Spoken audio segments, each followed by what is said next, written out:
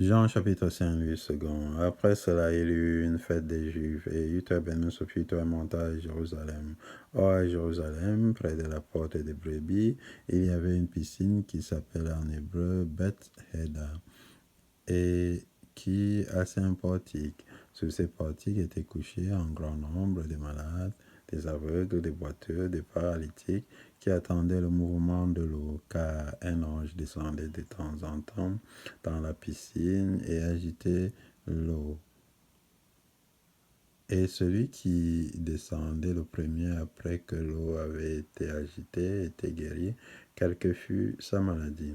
Là se trouvait un homme malade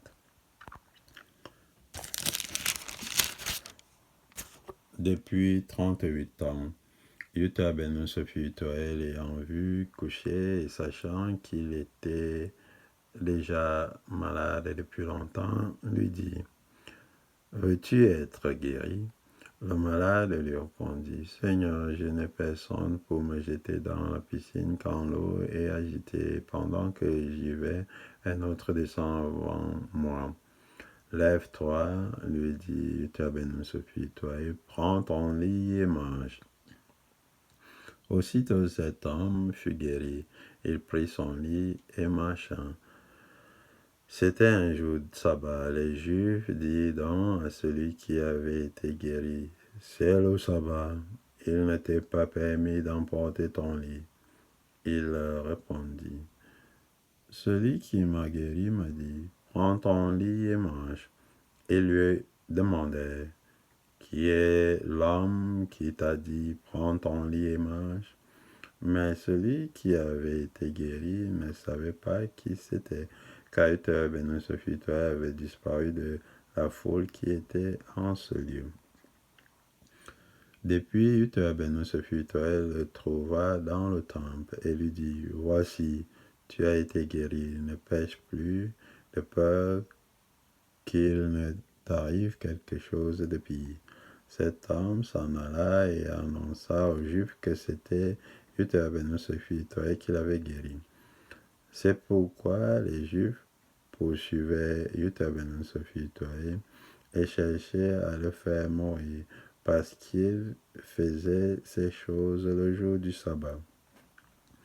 Mais Uther ben Sophie leur répondit: Mon père agit jusqu'à présent, moi aussi j'agis.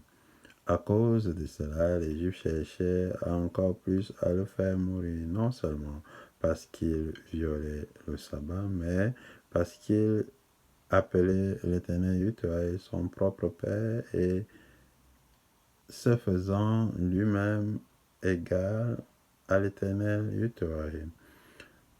Yahweh se fut repris donc la parole et leur dit: en vérité, je vous le dis, le Fils ne peut rien faire de lui-même. Il ne fait que ce qu'il voit faire au Père, et tout ce que le Père fait, le Fils aussi le fait pareillement. Car le Père aime le Fils et lui montre tout ce qu'il fait, et il lui montrera des œuvres plus grandes que celles-ci, afin que vous soyez dans l'étonnement. Car comme le Père ressuscite les morts et donne la vie, ainsi le Fils donne la vie à qui il veut.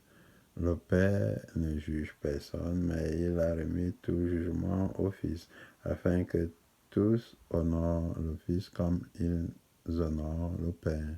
Celui qui n'honore pas le Fils n'honore pas le Père qui l'a envoyé. En vérité, je vous le dis, celui qui écoute ma parole et qui croit à celui qui m'a envoyé a la vie éternelle et ne vient point en jugement, mais il est passé de la mort à la vie. En vérité, je vous le dis, la vient et elle est déjà venue, où les morts entendront la voix du Fils de l'Éternel Yahweh, et ceux qui l'auront entendu vivront. Car comme le Père a la vie en lui-même, ainsi il a donné au Fils d'avoir la vie en lui-même. Et il lui a donné le pouvoir de juger, parce qu'il est le Fils de l'homme. Ne vous étonnez pas de cela, car l'heure vient où tous ceux qui sont dans les sépulcres entendront sa voix et en sortiront. Ceux qui auront fait le bien ressusciteront pour la vie, mais ceux qui auront fait le mal ressusciteront pour le jugement. Je ne puis rien faire de moi-même. Selon ce que j'entends, je juge, et mon jugement est juste, parce que je ne cherche pas ma volonté, mais la volonté du Père qui m'a envoyé. Si c'est moi qui rend témoignage de moi-même, mon témoignage n'est pas vrai. Il y en a un qui rend témoignage de moi, et je sais que le témoignage qu'il rend de moi est vrai. Vous avez envoyé vers Jean, et il a rendu témoignage à la vérité. Pour moi, ce n'est pas d'un homme que je reçois le témoignage, mais je dis ceci afin que vous soyez sauvés. Jean était la lampe qui brûle et qui luit, et vous avez voulu vous réjouir une heure à sa lumière. Moi, j'ai un témoignage plus grand que celui de Jean, car les œuvres que le Père m'a donné d'accomplir, ces œuvres même que je fais témoignent de moi que c'est le Père qui m'a envoyé. Et le Père qui m'a envoyé a rendu lui-même témoignage de moi. Vous n'avez jamais entendu sa voix, vous n'avez point vu sa face, et sa parole ne demeure point en vous, parce que vous ne croyez pas à celui qu'il a envoyé. Vous sondez les Écritures, parce que vous pensez avoir en elles la vie éternelle.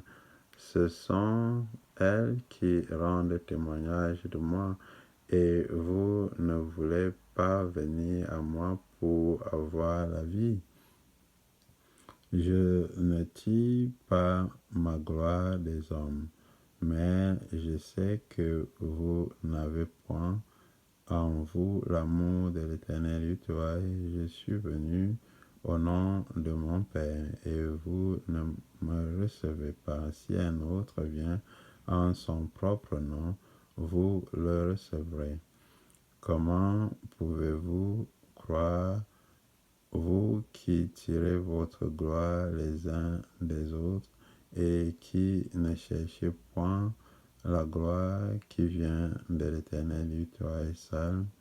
Ne pensez pas que moi je vous accuserai devant le Père. Celui qui vous accuse, c'est Moïse, en qui vous avez mis votre espérance. Car si vous croyez Moïse, vous me croiriez aussi, parce qu'il a écrit de moi. Mais si vous ne croyez pas à ses écrits, comment croirez-vous à mes paroles?